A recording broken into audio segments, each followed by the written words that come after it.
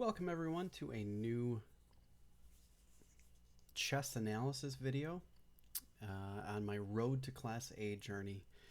Right now we are sitting at 1652. We were 1656.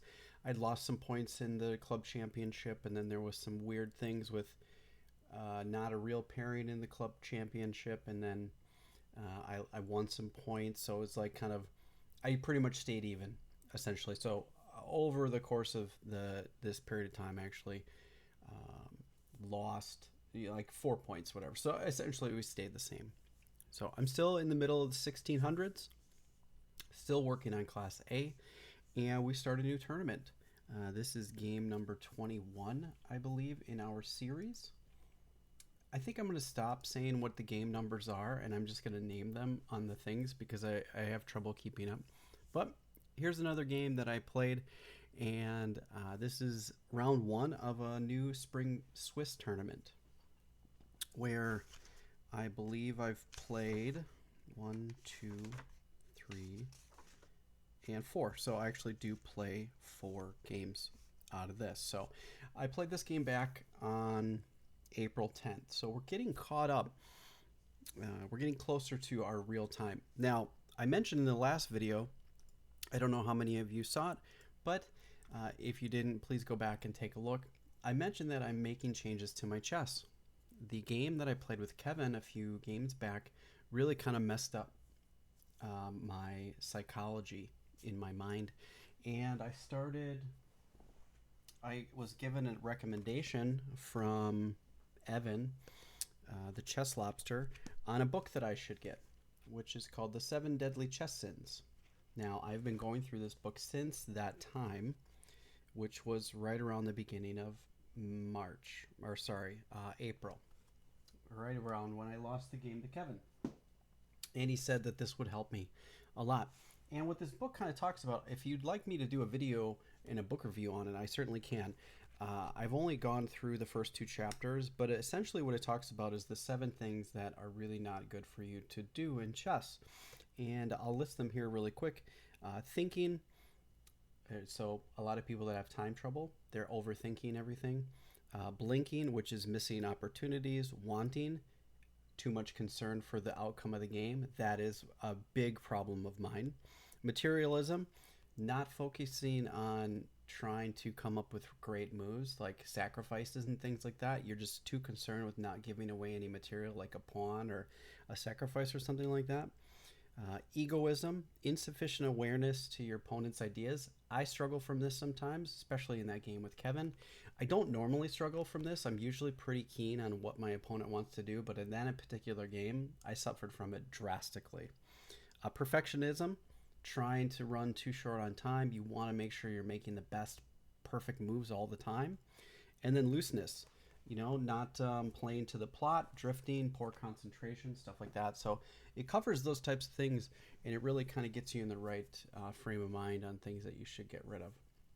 So I've been working on that since this time. Now, I've also changed my opening repertoire completely. I dropped everything. I listened to some podcasts, and I heard one they were both on Chess Journeys. So shout out to Kevin Scroll. For that, if you haven't checked it, please go look at Chess Journeys on Spotify.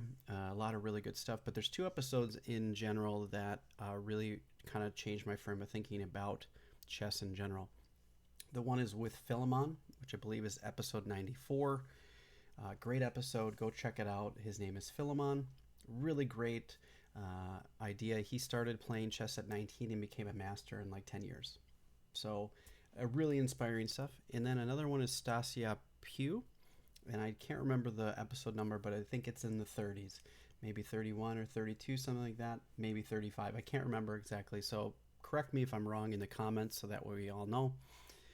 But she talked about how her coaches said that she didn't have any fundamentals of chess, with E4, E5, classical chess positions and things like that. And I was like, that rung true to me, where I was very comfortable playing my English and playing some of these things that I was just super comfortable in. I have scrapped it all. I'm not playing anything, and I'm going back to playing E4. I know that's a really super long introduction. It spent 5 minutes just talking about stuff without showing anything on the screen. But the reason I did that is because I want to show you move number one is e4.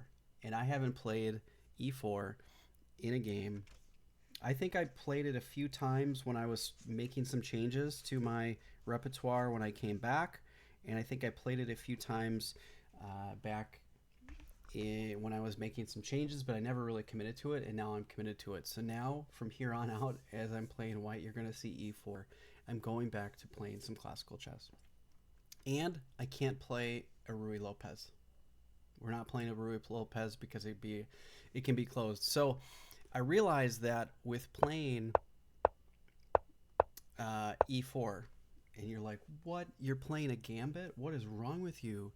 I realized that playing for initiative is so much more important than playing for material or playing a closed position. And I want to disrupt my opponents as quickly as possible, and I want to play aggressive chess. And to me, I needed to learn how to play with initiative. And this is just extremely, for me, this really rings true on what I should have been doing for a very long time, because I've been working on tactics for so long. I'm not seeing that in my games. And the reason was I was not playing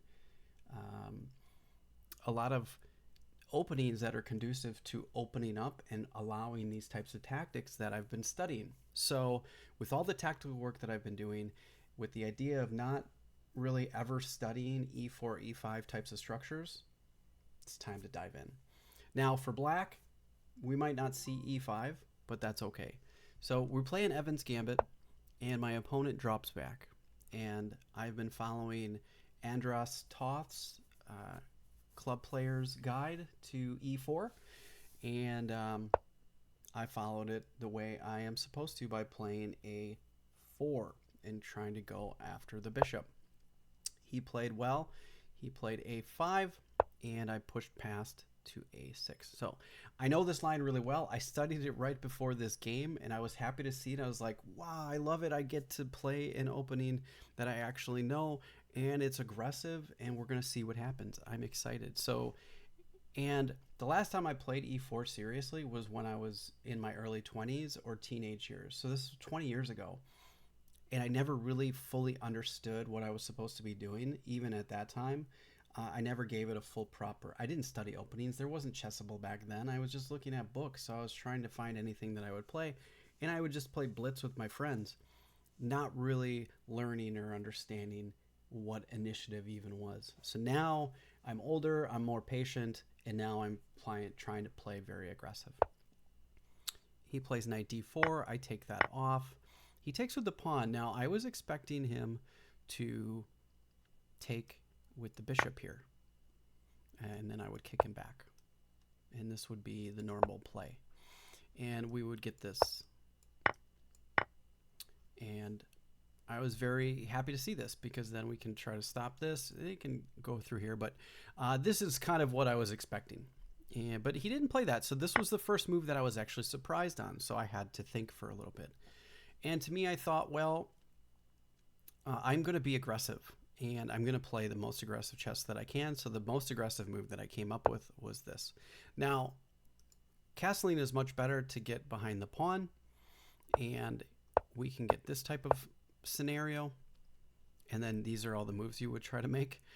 You want to get your knight over to f3, get your bishop on this one, and kind of pile up on the d pawn, because it's not very easy for them to defend it. Just take it off. I didn't play that way. I played very aggressive, not thinking, oh, he's just got a simple, easy move to stop that. But I'm threatening checkmate, so I played d3 to consolidate and protect my pawn center. And now I've got this nice pawn chain in the center. He plays knight to f6, attacking my queen, and now I've got to come back. And this is where I was kind of like, I think there were better moves here, but I couldn't see far enough. My calculation was kind of lacking, and I'm still like reluctant to try to blow things up and play aggressively. I'm just not in that mindset yet, so I'm trying to work towards it. And I'm pretty sure there was probably better moves. Queen g5, I think, is probably the best move. Even kind of justifies the whole move, queen to h5 in the beginning. But queen f3 is also a possible move.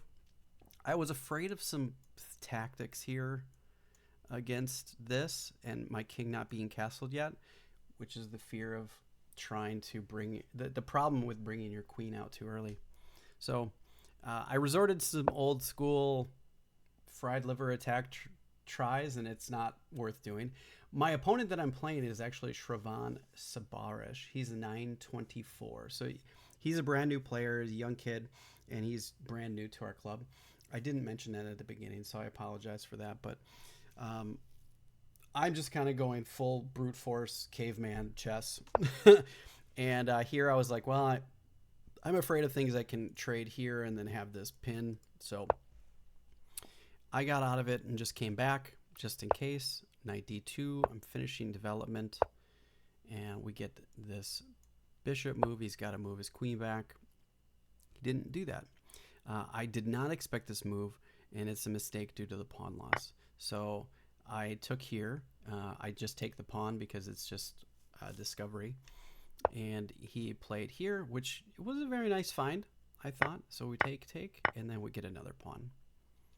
And he takes it back.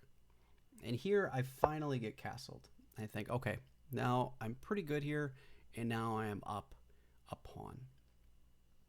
So I can't complain. We're up a pawn, and I've got a nice pawn center. This pawn is a little bit of a pain, but we can work on trying to get that out. So right now I've got a slight advantage, and I feel like I'm doing all right. And actually, did I ever look? I never looked at the computer analysis for this game, so I actually don't even know what the evaluation is here. We're going to leave it off for now. Yeah, I can turn it on after and see what it's like. But so he moved his queen back, and I'm just repositioning my pieces. He's trying the same maneuver that I did, but there's a lot of tactics here, which is exactly why I started playing these openings in the first place, because this is great. We could do this first, and I saw the sequence, but then it allows my king to be a little bit more loose, and I didn't necessarily want that, so I saw this better, and we can win in exchange at a minimum. King to h8, and I stopped that. We traded queens, and then he got his rook out of the way. So I feel as though maybe I had a better way to play this. I don't know exactly what the best way to play it. This was also another option that I considered, but it allows the knight coming in here, and I don't think that's the right way to play it. I think you can also play rook to a2 and then go back, but he plays rook to f8. I bring my bishop back, which I think was maybe not the right spot. I probably should have brought it back to here or all the way back to here, because I think this is the best place for my knight, and I just pretty much wasted that tempo. But I thought, okay, well, I can come back here and pick this up, and I thought, well, okay, we're gonna let him come in, and I'm just gonna maneuver my pieces around. I'm gonna pick up that pawn. He picks up my pawn, and now I can force some things, trades, and rook to f6. And here I played f5, and he played knight to g4. And that was a mistake. It allows me to force the trade of rooks, which I do, happily. And now I've got this interesting endgame. Knight to e5, king to f2, and now I just need to kind of maneuver and get my pieces to where if he brings his rook down, I can protect this pawn or move it without being in check and just kind of move forward. So I maneuver my pieces. I let him get that piece, but I let him get that pawn for the sake of getting his b pawn. He plays h6, and it's mate in 4 from right here. He should have played h5 and kind of played in this fashion, but he didn't do that. He played h6, and here and I actually calculated this mate in 4, which if you can't see it, pause the video, try to figure it out for yourself. This is really good, and this kind of stems back to my games or all the tactics I've been doing. So I caught this, and I found the pattern, and I knew it, and it was immediate. I didn't have to calculate it. The calculating that I did was just to confirm it was actually there. And I actually saw it when he played H6. It just popped into my head immediately. So I didn't even really, I just knew it, which was great. So the more you practice these patterns, you see it, and then you can spend the time that you're actually calculating to do it. So on move 34, yeah, I calculated for it. I spent a minute just confirming what I already knew. So I didn't even really have to think about it. So if you didn't figure it out, here's the solution. So you start with rook b8 check, king to h7, knight comes back, and then knight to, or king to h8, knight to g6 check, king to h7, and then rook to h8. And I was really extremely pleased with this game. I got most of the things that I wanted. Could I have played it a little bit better? Absolutely.